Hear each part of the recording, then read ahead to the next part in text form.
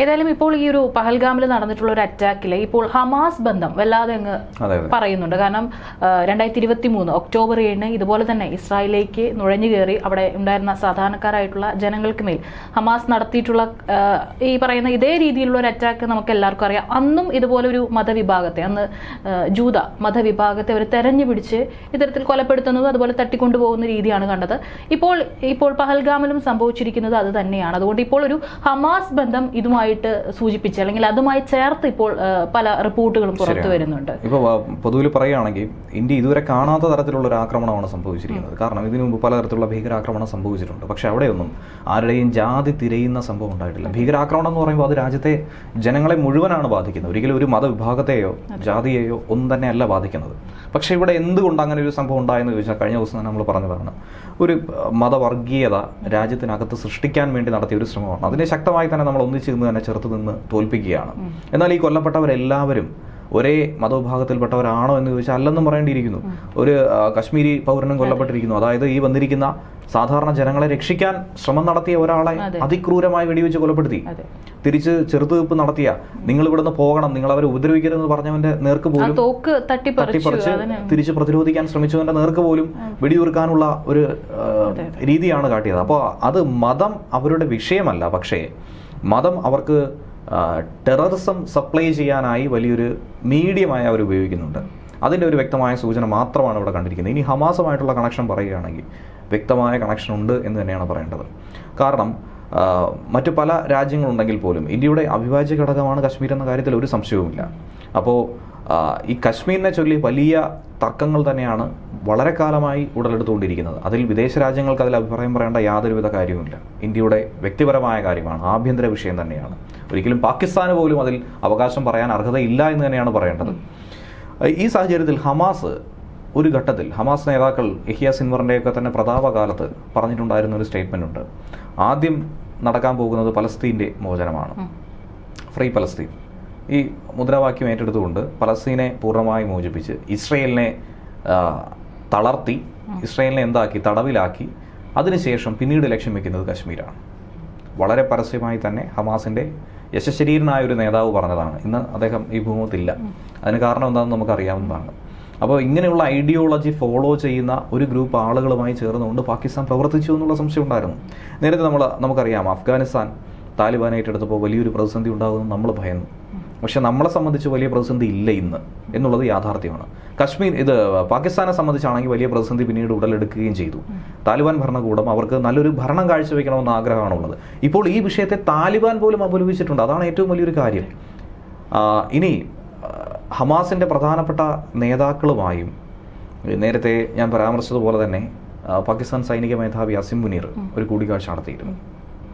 വളരെ നിർണായകമായ പല വിവരങ്ങളും പല കാര്യങ്ങളും ഇരുവരും ചർച്ച ചെയ്തു എന്നുള്ളതാണ് വിവരം. ഹമാസിനെ സംബന്ധിച്ച് ഇന്ന് ലോകം കണ്ടതിൽ വെച്ച് ഒരു പോരാട്ടം എന്നല്ല, തീവ്രവാദം തന്നെയാണ് നടത്താൻ ഏറ്റവും പ്രഗത്ഭരായിട്ടുള്ളത് അവരാണ്. ടണലുകൾ കുഴിച്ചും കിലോമീറ്ററുകൾ നീളമുള്ള തുരങ്കങ്ങൾ സൃഷ്ടിച്ചും ഭീകരാക്രമണം നടത്തിയും രക്ഷപ്പെട്ടു പോയും മരണത്തിൻ്റെ മുന്നിൽ നിന്നും കഷ്ടിച്ചാണ് രക്ഷപ്പെടുന്നത്. ഇസ്രായേലിൻ്റെ കരുത്ത് നമുക്കറിയാവുന്നതാണ്. അവരുടെ മിസൈലുകൾക്ക് മുന്നിൽ നിന്ന് കഷ്ടിച്ച് രക്ഷപ്പെടാനുള്ള കരുത്തുണ്ട്. അത് അസാധ്യമായൊരു ശേഷി തന്നെയാണ്, സ്കില്ല് തന്നെയാണ്. ഈ സ്കില്ല് പാകിസ്ഥാൻ ആർജിക്കാൻ വേണ്ടിയിട്ടാണ് നോക്കുന്നത്. പാകിസ്ഥാനിലെ തീവ്രവാദികൾ അല്ലെങ്കിൽ അവരെ ഊട്ടി വളർത്തുന്നവർ, പ്രത്യേകിച്ച് പറയുകയാണെങ്കിൽ ISIയും അതുപോലെ തന്നെ പാകിസ്ഥാൻ സൈനിക മേധാവിയും ഒക്കെ തന്നെ ഇത്തരത്തിലുള്ള നീക്കം കശ്മീരിലും ഇന്ത്യയിലെ പല മേഖലയിലും നടത്തണമെന്ന് അതിയായി ആഗ്രഹിക്കുന്നവരാണ്. അതിനുള്ള സൂചനയാണ് കൃത്യമായി കിട്ടിയിട്ടുള്ളത്. ഇനി ഇപ്പോൾ പുറത്തു വരുന്ന ഒരു വിഷയമെന്ന് പറയുന്നത്, ഹമാസ് നേതാക്കൾ പാകിസ്ഥാൻ രഹസ്യാന്വേഷണ വിഭാഗവുമായും ISIയുമായും നിരന്തരം സംവദിച്ചിട്ടുണ്ടായിരുന്നു. പല കാര്യങ്ങളും ഷെയർ ചെയ്തിട്ടുണ്ടായിരുന്നു. പല വിവരങ്ങളും ഇരുവരും തമ്മിൽ എക്സ്ചേഞ്ച് നടത്തിയിരുന്നു. അങ്ങനെയുള്ള ഒരു സൂചനയാണ് കിട്ടുന്നത്. ഇപ്പോൾ കഴിഞ്ഞ ഒരു വർഷത്തിനിടയിൽ പാകിസ്ഥാനിലെ പ്രധാന മേഖലകളിൽ ഹമാസിൻ്റെ ഒരു മുതിർന്ന നേതാവെത്തി എന്നാണ് പറയുന്നത്. പാകിസ്ഥാനിലെ പല തന്ത്രപ്രധാന മേഖലകളിലും ഹമാസ് നേതാവെത്തി. എന്തിനു വേണ്ടി എത്തി? എന്തായിരുന്നു അവർ തമ്മിൽ സംസാരിച്ചത്? എന്തായിരിക്കും ലക്ഷ്യം? ഒരൊറ്റ ലക്ഷ്യം മാത്രമേ ഉള്ളൂ. ഹമാസ് വ്യക്തമായി പറഞ്ഞിട്ടുള്ളതാണ്, കശ്മീരിനെ എന്ത് ചെയ്യണം? പാകിസ്ഥാനോട് ചേർക്കണം. അതിലൂടെ ഇന്ത്യയെ തന്നെ ഇല്ലായ്മ ചെയ്യാനുള്ള നീക്കങ്ങൾ നടത്തണം. ഇത് തന്നെയാണ് എന്ത് നടത്തിയിരിക്കുന്നത്, ഇപ്പോഴത്തെ ഈ ഒരു കൂടിക്കാഴ്ചയിലൂടെ നടത്തിയെന്ന് വേണം മനസ്സിലാക്കാനായിട്ടുള്ളത്. അതുപോലെ തന്നെ ബഹവൽപൂരിലെ ജെയ്ഷെ മുഹമ്മദിൻ്റെ ആസ്ഥാനത്ത് ഹമാസ് നേതാവ് എത്തി എന്നുള്ള ഒരു സൂചന കിട്ടുന്നുണ്ട്. പാകിസ്ഥാനിലെ പ്രധാനപ്പെട്ട സൈനിക കേന്ദ്രങ്ങളിലും ഹമാസ് നേതാക്കൾ എത്തിയിട്ടുണ്ടായിരുന്നു.